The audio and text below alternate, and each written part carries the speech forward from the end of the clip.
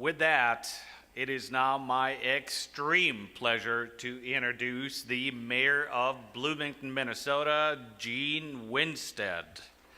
You know, I was recently at an event where the mayor was introduced as the most important person in the city of Bloomington. So I know you're in for a treat.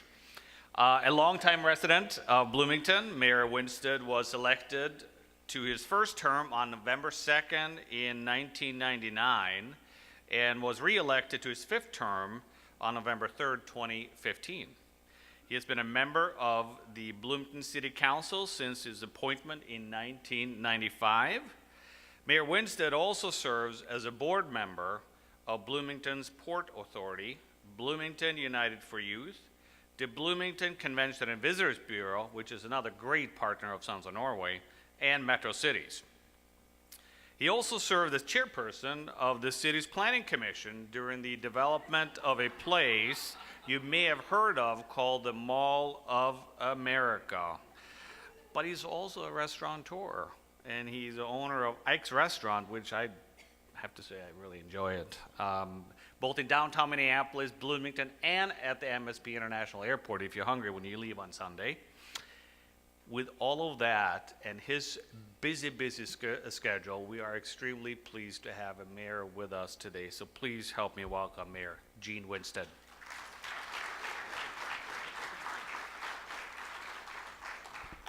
I really hate introductions. They start to sound like obituaries. You know, it's you don't need that, so it's there. Well, I'm happy to be here to talk to you today. And, you know, they told me you've got a half hour to talk about volunteerism. Well, it's a subject I really am not an expert in at all. I do have some experience, but by no means an expert. So I figured I could talk for about an hour and a half, since I have no expertise. So if I knew something, I could probably shorten it down, but it's there, and so we'll do that. So I'd rather just more or less have a discussion and share with you some of my experiences and my observations over many decades of being a volunteer or monitoring what volunteers are doing. You know, John's story is one that is amazing. He's accomplished great things there, but it really just identifies kind of what's necessary out there in all of our communities. From wherever we're from, there are issues that need to be dealt with, and it does take volunteers, and it does take people who are willing to volunteer resources, meaning many times money or time. And so, you know, it's what's necessary that's out there. How many are you from the Twin Cities area, from this area? So a few of you, so the rest of you are from other places in the United States, from all over and things like that. So as I speak, I'll help to identify some of the things we see and need in our communities, our areas, or how volunteerism has helped solve problems or really moved causes and things like that. Being an elected official, the first thing that you think of when you are talking about volunteerism are people who volunteer in a campaign, in an election campaign. It's amazing. Why do they do that? Well, usually it's because there's a cause or an ideology or some reason that they want to see a person become elected. They care enough about the subject matter, so they dig in and go. So one of the things in recruitment of volunteers and things like that is be very clear on your cause or what it is you're trying to fix, rectify, or have get passed, get through, get elected, so that people can embrace it, be part of it, and, you know, then be engaged in the volunteering. It's very important. I think we've all seen it now. We're back into an election season again, and so we're seeing it all over. And you see people who are really committed and dedicated to putting in a lot of time and energy into working for a cause or a candidate, you know, for there. So, you know, that's one of the big things that you see from the eyes of an elected official, is really how people are dedicated to that. You know, my first volunteer experience was, I think I was probably about 15 years old, and the Minnesota River west of the Twin Cities where we are now was flooding over its banks, and they were calling for volunteers to come out and sandbag. And it was through the American Red Cross. So there was myself, some of my friends and buddies. We signed up and we got on a bus and we went out to Watertown, Minnesota, a real affectionate name for a place that's flooding. But we headed out there, and what we didn't know what we were getting into. We didn't see it. And we actually spent a lot of time kind of walking in circles because there wasn't much organization to tell us able-bodied kids what to do, how to organize us, get us out there. But we ended up putting in a couple of good hard hours of sandbagging, and those things are heavy. So we were filling sandbags and putting them along the river banks to keep the flooding out of the community. And it was there. And I'll remember, and I thought it was great, our reward for that was a peanut butter sandwich. And so it was. They knew they had to feed us, but it was there. And to tell you the truth, it really tasted good, and it was a big deal to get that little reward, that little thank you for coming out and volunteering. But you learn that if you're going to try and work with volunteers, first of all, someone's got to be organized, because the volunteers themselves many times are not, and so it's there.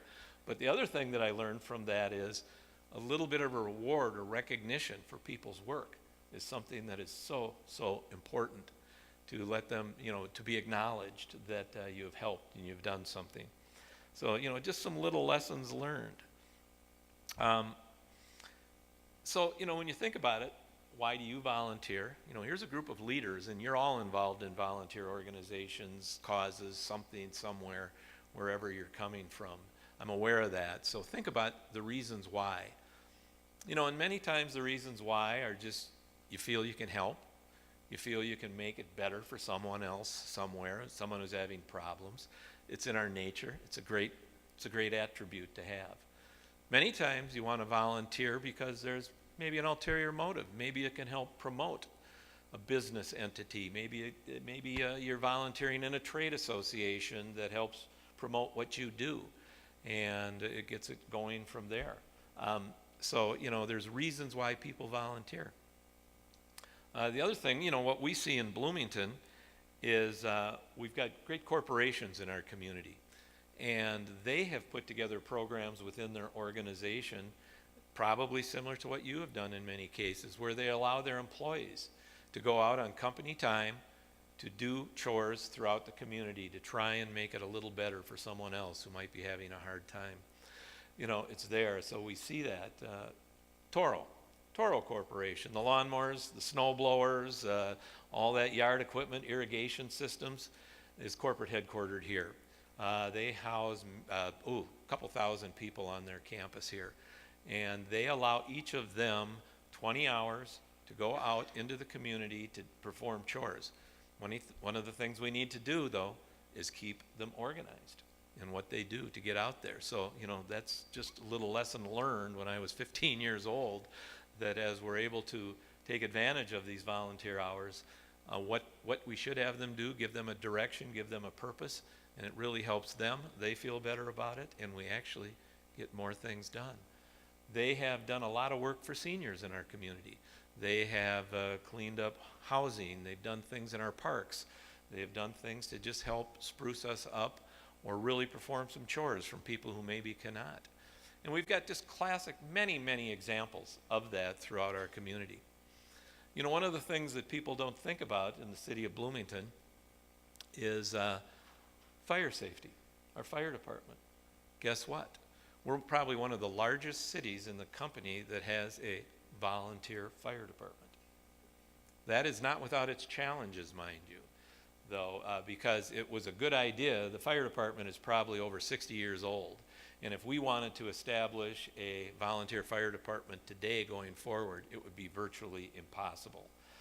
It is something that started when this community was small, less than 10,000 people, where the residents of the community figured out if they don't want to have things burning down, they better come out and help and figure it out and put those fires out for the benefit of the community.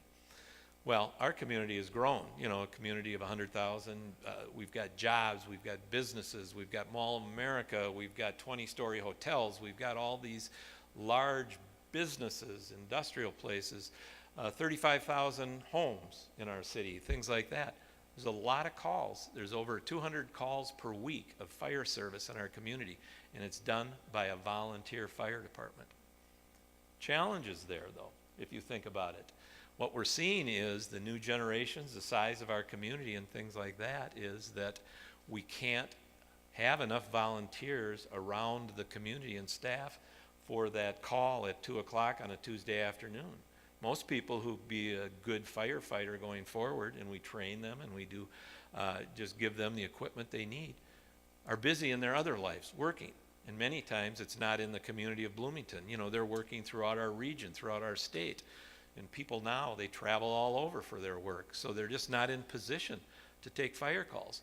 So what we're having to do is now we're having to also start to pay some on-call paid firefighters so that we know we've got people who are there who can be made available to it.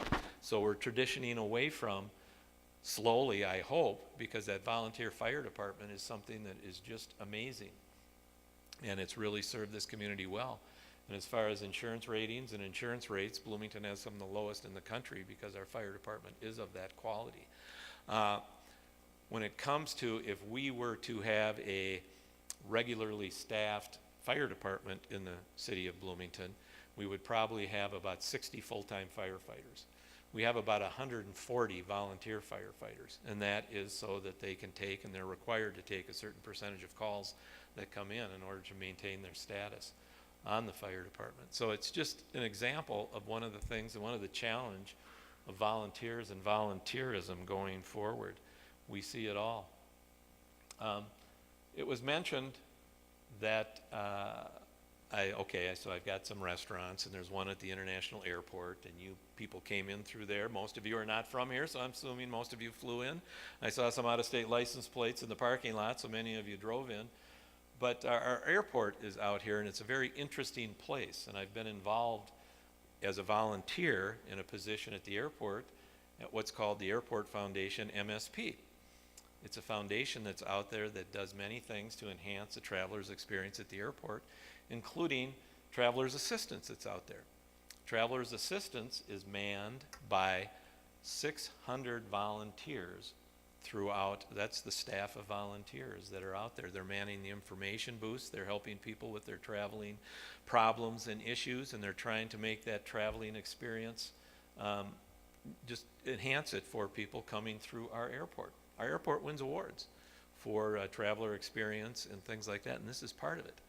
Well, if you think about it, 600 volunteers working on this for something that's really not, we're not curing cancer. We're not really working on the homeless issue for, what's going on in our community. And boy, I can speak to what John was talking about in our city of Bloomington in the South Metro area. But it's there, but that cause is there. But there are people, 600 people who are willing to volunteer, who have an interest in seeing to it that the airport is run in a good fashion. They're able to help people. Now, when I say it's there, but you'd be surprised how many incidents of stranded passengers there are, people who come through our community that have run out of money. Maybe they've been stolen from, maybe they've been routed incorrectly, maybe there's a language barrier, maybe there's just all sorts of problems. But there are problems that are solved, and they're solved by volunteers. And so it's interesting to see. When you have 600 volunteers, it goes back to there's a staff, paid staff of 3 people who work to recruit, train, manage volunteers. Scheduling 600 people who are volunteers is a real challenge. And I think any of you who are involved in any organizations that have a number of volunteers, it's there. Volunteers are really great. They really do, and they get a lot of work. But volunteer help sometimes can be less than perfectly efficient. You have to manage, and you have to do them. You have to maybe coax them a little bit going forward. From a city's perspective, we, over the course of a year, lean upon over 1,400 volunteers to do things within our city, whether it's volunteering their time to work on city commissions or task force to see what's going on in our community, or whether it's doing work in our park, whether it's doing work with our public safety people and our police department. Going forward, we have a senior community center in the city of Bloomington. Many people volunteer their time there for programs and things like that. But it's 1,400 volunteers that average 40 hours a year, which is, a week's worth of time that they put in, and they do things to make the programs in the city of Bloomington work and run efficiently. Well, what's interesting is if you were to take the amount of hours they put in and you were to pay them a minimum wage, it adds up to about $1.4 million of expense or wages we'd be paying to people to do these chores, these different jobs within the city of Bloomington, but we're able to take it on in volunteers. And the reason is that people care. People do care, and if you want to work to recruit or utilize volunteers or become a volunteer, it's because there's a cause. There's something there that you want to be involved with. And it's like I say, I can't really speak to you about volunteerism because I am nobody's expert. I've just got some experiences as mayor. One of the things that I found interesting and very proud of the city of Bloomington is we've got an organization called the Bloomington Athletic Association. Here again, it's a youth sports organization that was started over 60 years ago when Bloomington was a small community but starting to grow. And what it was is, and there was a couple of guys in our community who were big baseball aficionados. They had played college baseball. One of them had a small term in professional baseball, and it was one of their interests and causes. And they saw and they wanted to organize a couple of youth baseball teams in the city of Bloomington. They thought that was great. So they put the call out, and they figured they'd get enough kids, boys of certain age groups, where they'd put together maybe 2-3 teams. So they put the call out that they were going to have a meeting and some baseball tryouts and things like this. Well, 750 kids showed up for it. And they looked and they said, what are we going to do? There's obviously a demand there, and it's an honorable, laudable goal to get kids organized in sports. It's recreation for them. It's good, and obviously you can keep them away from maybe doing other things that are less fruitful or productive, but they did that. Well, there was a gentleman named Arnie Johnson who spearheaded this, and Arnie looked at it and he said, we have got to figure something out where each and every one of these kids can play. We're just not going to limit it to a couple of different teams. So they set it up. He and a bunch of his buddies, older people from the community, got together and they set up a volunteer organization, totally volunteer, and where they then went out and found people in the community, parents, coaches, and they put together a whole network of people who would take on every chore to set up a large athletic association in the city. And it has grown from there to where they every year service about 12,000 kids in different sports. And one of the things they say is every kid plays. There's not tryouts where just the best get to play. It's something where every kid plays, and they set up teams. And it's so much fun to see the kids come out every year because they're given a uniform. They're given a T-shirt uniform and a hat, and the kids receive them, and the first thing they do is they start swapping with their buddies because they didn't like their number. You know what I mean? So they go, but they all show up and play. And what's funny is my wife is a lifelong Bloomington resident, and she played in the BAA sports when she was a girl. Her father was one of the coaches from there. And from there is I have we've lived in Bloomington and raised our family. I have been a coach. All 3 of our daughters have played in the BAA program. Now my kids and grandkids are involved in BAA and coaching, and the grandkids are playing in it. It's over 60 years of legacy that this organization has been together, and it's been done with volunteerism. So it's just so great to see. And by the way, I've been told that it's the largest volunteer sports organization in the country. So it's something we're proud of. But it's something that if you went out to try to start this today, I don't think you could do it. I think that it takes a small organization that can grow. If I were to try and even mandate a sports organization in the city of Bloomington, couldn't do it with volunteers. Maybe I'd have to do it with a stick and through our Park and Recs program and things like that, but it would take people to do it. But it's something that has lived and lived on through here. People who are interested in the community who will come out just for the day.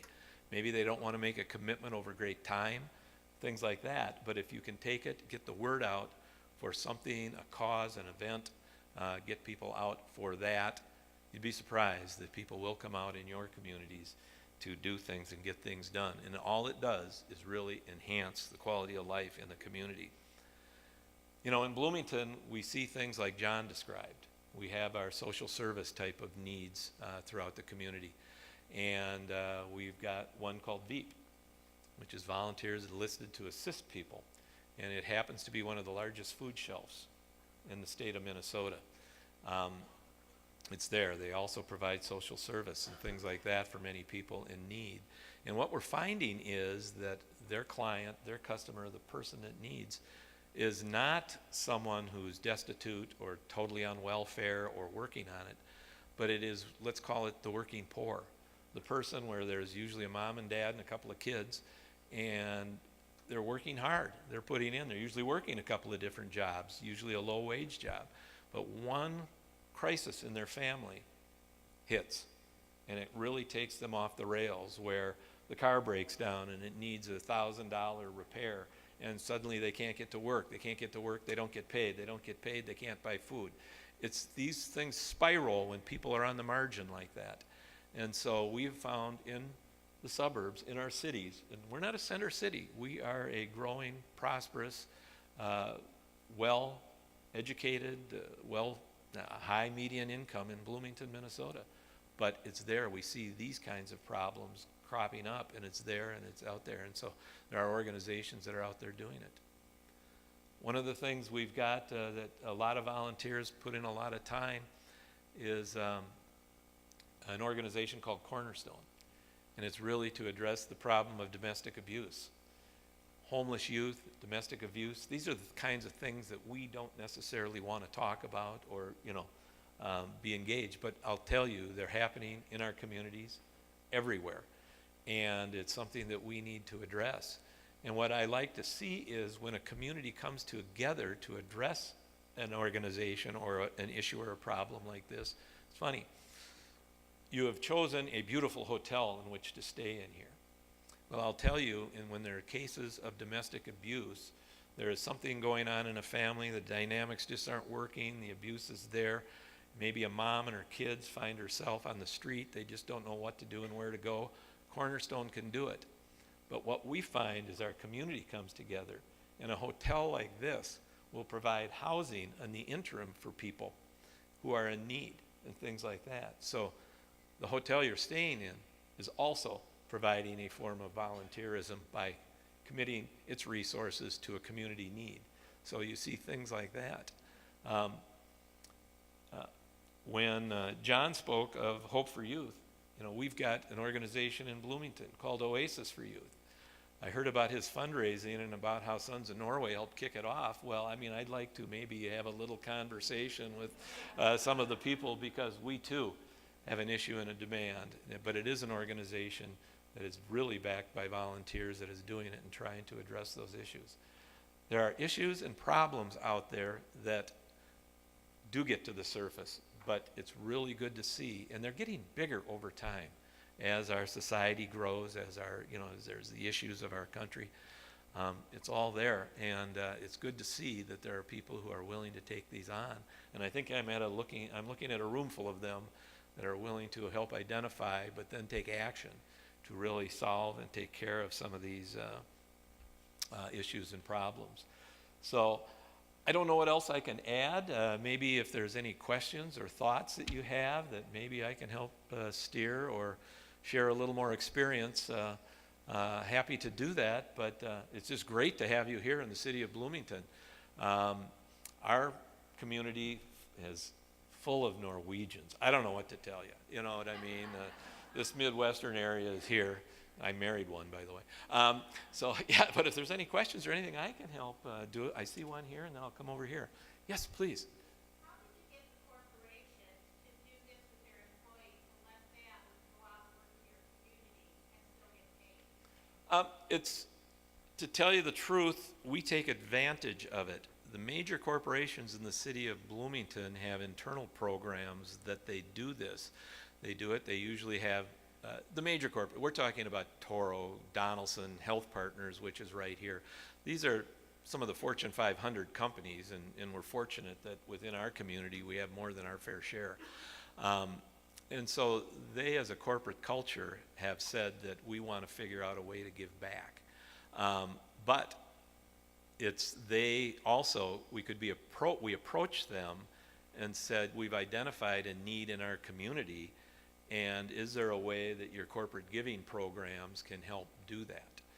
You know, normally they have a giving program within there where they fund United Way or they do some things like that, but they can also provide service. And if you think of Toro, I mean, I can only say thank you, thank you, thank you to Toro.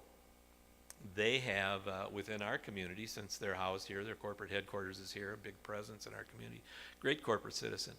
They constantly, every organization, you put on the gala, you have the silent auction, you do all these different things.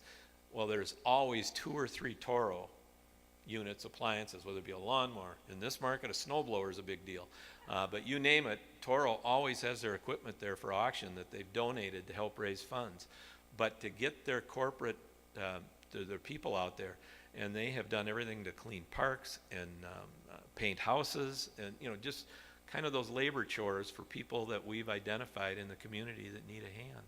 So the major corporates traditionally are willing and wanting to contribute time and energy to it.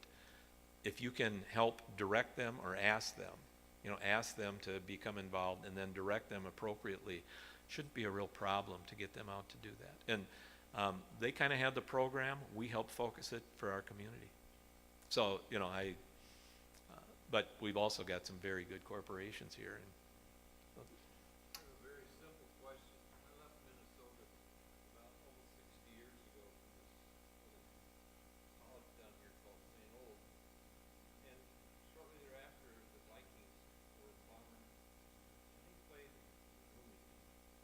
So the stadium that the Vikings, I don't know whether the Twins played there too, is that where the Mall of America is today? Exactly. It was a 40-acre site.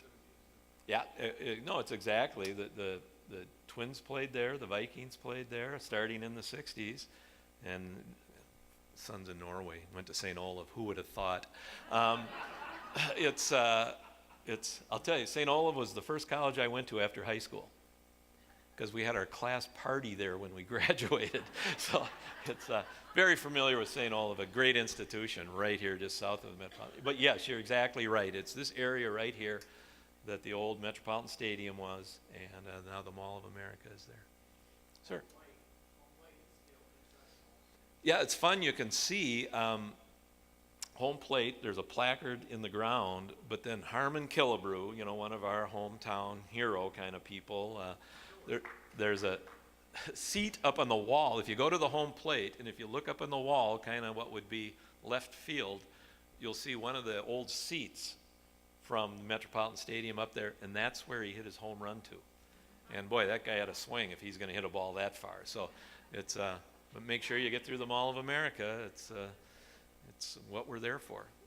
I'm getting the hook. I see that back there. So no, thank you. Thank you very much. It's a pleasure to be here with you today, and I'm coming back tomorrow to share some more wisdom. So. Thank you very much, Mayor Winstad, for sharing some thoughts with us. And I think it's pretty evident that there are still both great volunteer efforts being made here in the city of Bloomington, but also opportunities for those of us that live in the area. So on that note, to bring back to your Norwegian household, since your lovely wife is part Norwegian. Just so you know, I'm a Swede. I wasn't going to bring that up. My middle name is Lund. But a little token of our appreciation for taking time and being with us. Thank you. Thank you. Appreciate it. Let's give the mayor another round of applause. Thank you.